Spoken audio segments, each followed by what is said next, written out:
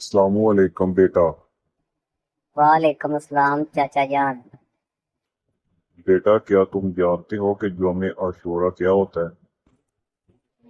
نہیں چاچا جان، میں نے عاشورہ نام تو بہت سنا، لیکن یہ کیا ہے اور اتنا اہم کیوں ہے؟ بہت اچھا سوال کیا تم نے بیٹا۔ عاشورہ عربی زبان کے لفظ عشر سے نکلا ہے، جس کا مطلب 10۔ اس لیے محرم کی 10ویں تاریخ کو یوم عاشورہ کہا جاتا ہے۔ چاچا جان، کیا یہ دن صرف مسلمانوں کے لیے اہم ہے؟ جی ہاں، لیکن اس دن کی اہمیت بہت پرانی ہے۔ رسول صلی اللہ علیہ وسلم مدینہ منورہ تشریف لے گئے تو آپ صلی اللہ علیہ وسلم نے دیکھا کہ وہاں بعض یہودی عاشورہ کے دن روزہ رکھتے ہیں۔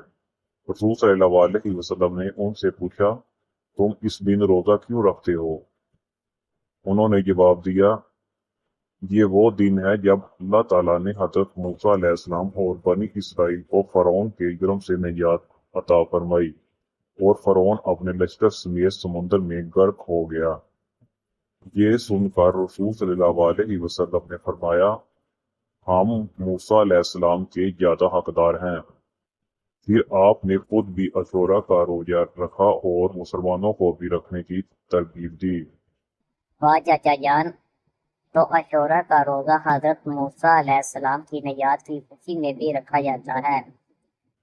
بالکل بیٹا، بعد میں رسول صلی اللہ علیہ وسلم نے یہ بھی فرمایا کہ اگر آئندہ سال زندگی رہی تو میں 9 محرم اور 10 محرم دونوں دن روزہ رکھوں گا، تاکہ مسلمانوں کا طریقہ دوسروں سے مختلف رہے۔ چاچا جان، کیا عاشورہ کی اور بھی کوئی اہمیت ہے؟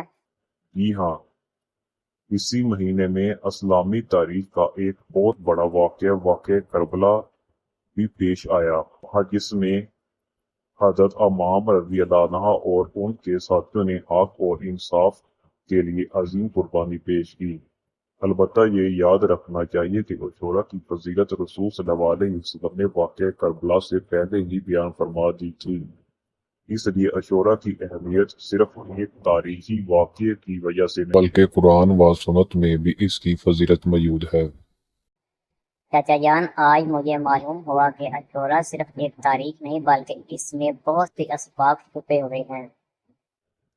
بالکل بیٹا، یوم عاشورہ ہمیں اللہ تعالیٰ پر بھروسہ، صبر، شکر، حق پر قائم رہنے اور نیکی کرنے کی تعلیم دیتا ہے۔